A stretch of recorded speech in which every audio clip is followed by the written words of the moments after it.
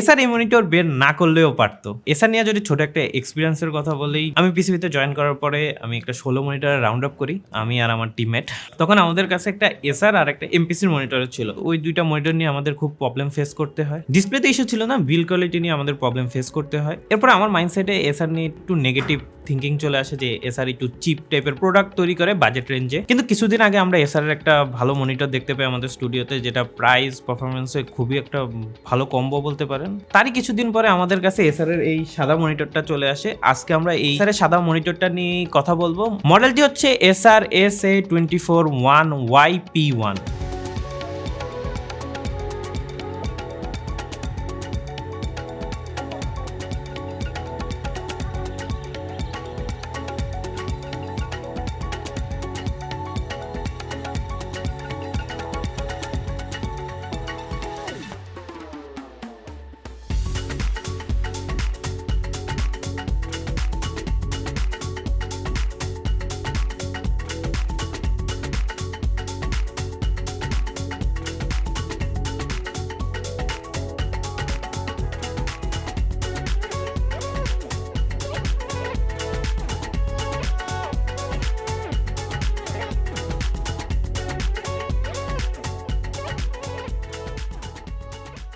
Unboxing এর কথা বললে মনিটর চালানোর জন্য যা যা প্রয়োজন হয় সবকিছুই ছিল এর বক্সের মধ্যে।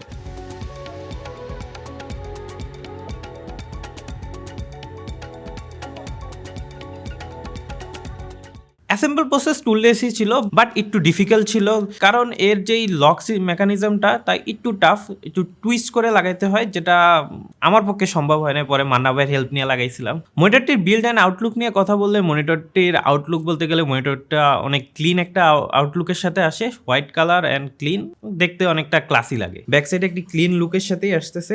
মনিটরটির একটা টপ কর্নারে এসারের একটি লোগো রয়েছে, এছাড়া আর কোনো লোগো ব্র্যান্ডিং নেই। নিচে দুই সাইডে দুইটি স্পিকার হোলস রয়েছে। একবারে বটমে বেস অ্যামাউন্টের জন্য 75/75 এর দুইটি বেস অ্যামাউন্ট হোল রয়েছে।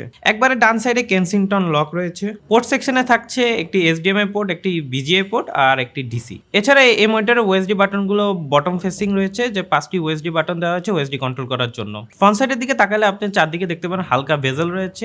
বিল্ড কোয়ালিটির কথা বললে এই মনিটরের বিল্ড কোয়ালিটি এই বাজেট রেঞ্জে যে মনিটরগুলো আসে ওগুলোর মতোই প্রিটি ডিসেন্ট একটা বিল্ড কোয়ালিটির সাথে আসতেছে। এবার মনিটরের মেন যে জিনিস, তার ডিসপ্লেটা আসা যাক। এটি একটি 24 ইঞ্চের 1080p 144 হার্জের IPS প্যানেল, আর এই মনিটরটি ভিউইং অ্যাঙ্গেল রয়েছে 178 ডিগ্রি হরাইজন্টাল অ্যান্ড ভার্টিক্যাল। তো চলেন এবার টেস্টগুলো দেখে নেওয়া যাক। এই মনিটরটিকে আমরা প্রথমে out of the box test করেছি। সেখানে আমরা কালার গ্যামুট পেয়েছি 90.1 sRGB, ADVRGB 69.8%, P3 73.9% ও NTSC 77.6% গ্যামুট কভারেজ। প্রাইস রেঞ্জ বিবেচনায় এই মনিটরের কালার গ্যামুটের যে নাম্বারগুলো রয়েছে ওগুলো আমরা বিলো অ্যাভারেজ হিসেবে ধরতে পারি। কালার চেকার টেস্টও আমরা আউট অফ দ্য বক্স করেছি sRGB কালার স্পেসকে টার্গেট করে। এভারেজ ডেল্টা ই ভ্যালু পেয়েছি 4.37 ও ম্যাক্স পেয়েছি 10.7। এরপর আমরা ম্যানুয়ালি ক্যালিব্রেট করি। ক্যালিব্রেট করে আমরা এই মনিটরের ডেল্টা ই ভ্যালু পাই 2.81, যা একটা ডিসেন্ট নাম্বার হিসাবে ধরা যায় এই প্রাইস রেঞ্জের মনিটর হিসাবে।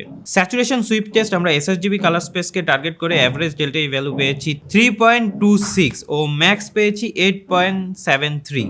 এবার চলুন কম্পেয়ার করা যাক এই মনিটরটিকে এসার আরেকটা মনিটরের সাথে। এসার AK সিরিজের মনিটরে আমরা কালার গ্যামুট টেস্টে রেজাল্ট হিসেবে পেয়েছি sRGB 97.5%, ADVRGB 76.1%, P3 77.6% ও NTSC 73.7%। এসার AK সিরিজের মনিটরটি আমাদের এই মনিটরটি থেকে বেটার নাম্বার প্রোভাইড করছে রেজাল্টে। sRGB কালার স্পেসকে টার্গেট করে আমরা ডেল্টা ই ভ্যালু পেয়েছি 4.94, আর স্যাচুরেশন সুইপ টেস্টে sRGB কালার স্পেসকে টার্গেট করে আমরা এভারেজ স্যাচুরেশন ডেল্টা ই পেয়েছি 4.65। আমরা যদি দুইটা মনিটরের কালার রেজাল্টে কম্পেয়ার করি তাহলে এসারের AK সিরিজের মনিটরটি এগিয়ে থাকছে। এবার চলুন দেখে নেওয়া যাক আমাদের ওভারঅল IPS প্যানেলের যে একটি গ্রাফ রয়েছে টেস্টিং এর, ওইখানে এই মনিটরটা কোথায় স্ট্যান্ড করছে।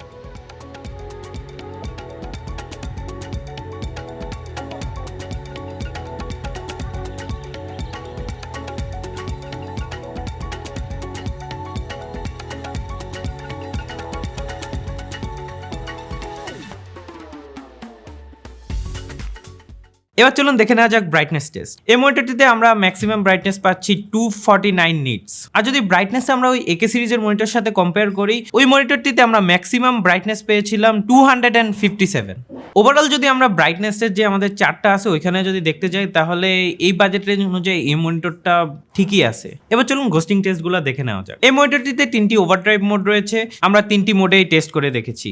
144 Hz নর্মাল মোডে আমরা গোস্টিং এর কথা বললে ডিপ লেয়ারটিতে হালকা ওভারশুট দেখতে পাচ্ছি, বাট ইনভার্স গোস্টিং রয়েছে অনেক, কোনো মোশন ব্লার নেই। এর থেকে একটু লাইট লেয়ারটিতে গেলে আমরা ওভারশুট দেখতে পাচ্ছি অল্পই, বাট ইনভার্স গোস্টিং রয়েছে ভালো। এরপরে একবারে যদি লাইট লেয়ারের কথা বলি, ওখানে আমরা ওভারশুট দেখতে পাচ্ছি হালকা, বাট ইনভার্স গোস্টিং ওই বাকি দুইটি লেয়ারের তুলনায় কম। প্রথমে out of the box normal মোডে আসে, আমরা নর্মাল মোডে টেস্ট করেছি।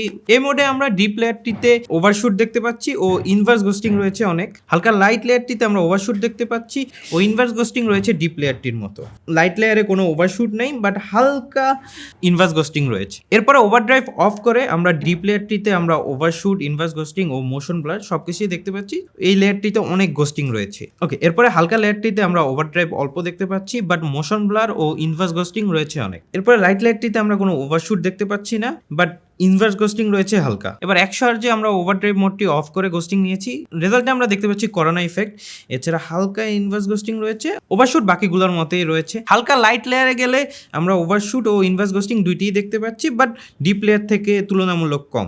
সেম জিনিস একবারে লাইট লেয়ারটিতে, ওখানে ওভারশুট ও ইনভার্স গোস্টিং রয়েছে, বাট একবারে ডিপ লেয়ার থেকে অনেকটা কম। এবার 100 Hz ওভারড্রাইভ মোড এক্সট্রিমে রেখে আমরা টেস্টগুলো নিয়েছি, আর স্ক্রিনে দেখতে পাচ্ছেন এখানে ওভারশুট নেই, বাট ইনভার্স গোস্টিং রয়েছে ভালো। সেম হালকা লাইট লেয়ারটিতেও এখানে ওভারশুট নেই, বাট ইনভার্স গোস্টিং ও করোনা ইফেক্ট রয়েছে, আর ওটা ভালো ভিজিবল। এন্ড একবারে লাইট লেয়ারটিতে আমরা সেম দেখতে পাচ্ছি, ওভারশুট নেই, বাট ইনভার্স গোস্টিং ও করোনা এফেক্ট রয়েছে। আপনারা ডিসপ্লেতে দেখতে পাচ্ছেন এখানেও ইনভার্স গোস্টিং রয়েছে ভালো মতো, অ্যান্ড ওভারশুট রয়েছে। অ্যান্ড তার থেকে একটু লাইট লেয়ারটিতে আমরা গেলে আমরা করোনা ইফেক্ট দেখতে পাচ্ছি, আর ইনভার্স গোস্টিং ও ওভারশুট দেখতে পাচ্ছি, বাট ওইটাও ডিপ লেয়ার থেকে অনেকটাই কম। আর একবারে যদি লাইট লেয়ারের কথা বলি, এখানে হালকা ওভারশুট দেখা যাচ্ছে, আর ইনভার্স গোস্টিং ও করোনা ইফেক্ট ভালো মতো দেখা যাচ্ছে। এই মনিটরটিকে 144 Hz ওভারড্রাইভ নর্মাল মোডে রেখে ইউজ করার পরামর্শ দিব আমরা, যেভাবে আউট অফ দ্য বক্স আসে ওইভাবেই ইউজ করলে আপনারা একটা বেটার আউটপুট পাবেন এই মনিটরটি থেকে। বাজেট রেঞ্জের মনিটরের মেইন ইস্যু তার ব্লিড অ্যান্ড গ্লো, অ্যান্ড এই মনিটরটিতে আমরা ব্লিড অ্যান্ড গ্লো টেস্ট করি। এই মনিটরটিতে আমরা কোনো প্রকার ব্লিড দেখতে পাই না, বাট IPS গ্লো রয়েছে কিছু জায়গায়, যেটা স্বাভাবিক, ওটা লাইট ও এনভায়রনমেন্টের কারণে হয়ে থাকে। প্রোসের কথা বললে এই মনিটরটিতে তেমন উল্লেখযোগ্য কোনো প্রোস নাই, কারণ এই বাজেট রেঞ্জে বাকি যে মনিটরগুলো রয়েছে ওগুলোর মতো সিমিলারই। এছাড়া আমরা এই মনিটরের যে কালার রেজাল্ট রয়েছে তাকে প্রোস হিসাবে ধরতে পারি 2.18, যেটা একটা ভালো নাম্বার এই বাজেট রেঞ্জ অনুযায়ী। আর কনসের কথা বললে এই মনিটরে অ্যাডজাস্টমেন্ট ফিচার এটা অনেকটা হ্যাসেল, একবারে সিম্পল রাখা যেত, ওইটা আর একটু বেটার হতো আর ইউজার ফ্রেন্ডলি হতো আমার মতে। এছাড়া জয়স্টিক ইউজ করা যেত, OSD বাটন ইউজ করা হয়েছে, এটা আমরা কনস হিসাবেই ধরতে পারি, কারণ OSD বাটন দিয়ে OSD চেঞ্জ করা একটুটা ট্রিকি। এছাড়া এই মনিটরে VGA কানেকশন দেওয়া রয়েছে, অ্যান্ড এই বাজেট রেঞ্জ অনুযায়ী 144 Hz একটি ডিপি দেওয়া যেত। HDMI তে পসিবল 144 পুশ করা, বাট ডিপি দেওয়া গেলে বেটার হতো। ওভারঅল যদি ভার্টিকের কথা বলেন, এই মনিটরটি কি নেবেন না, এর আগে আমি বলবো যে এসার ব্র্যান্ডের কথা। এই মনিটরটা এসার লঞ্চ না করলেও হতো, কারণ EK সিরিজের যে মনিটরটা রয়েছে সেম প্রাইস ব্র্যাকেটেই আসছে দুইটি মনিটর, অ্যান্ড ওই মনিটরটা বেটার আউটপুট দিচ্ছে। সেম বাজেট রেঞ্জে এসারের দুইটি মনিটর তেমন একটা সেন্স মেক করে না, যদি না আমরা বলি এই মনিটরটা সাদা আর ওই মনিটরটা ব্ল্যাক কালার ও গেমিং সেন্ট্রিক আসতেছে। গেমিং সেন্ট্রিক হলে ওই মনিটরটার কালার ডিসেন্ট, আর কালার গ্যামুটের ক্ষেত্রে EK সিরিজের মনিটরটা বেটার আউটপুট দিচ্ছে এই মনিটরটি থেকে। মনিটরটি ওভারঅল বললে আমি বিলো অ্যাভারেজ ক্যাটাগরিতে রাখবো। এর থেকে আমি বলবো আপনি যদি এই সেম বাজেট রেঞ্জে কোনো মনিটর নিতে চান, আমি বলবো EK সিরিজের এসারের যে মনিটরটি রয়েছে ওইটা আপনি চয়েস লিস্টে আগে রাখতে পারেন। এই মনিটরটির ক্ষেত্রে যদি আপনার স্পেসিফিকলি একটি সাদা মনিটর দরকার, তাহলে আপনি এটা দেখতে পারেন, কারণ এটার রেজাল্টও ডিসেন্ট আর সাদাও আছে। তো আজকের জন্য এই পর্যন্ত, আমি সৌরভ বিদায় নিচ্ছি আপনাদের থেকে। দেখা হবে আগামী কোনো মনিটর প্রজেক্ট নিয়ে।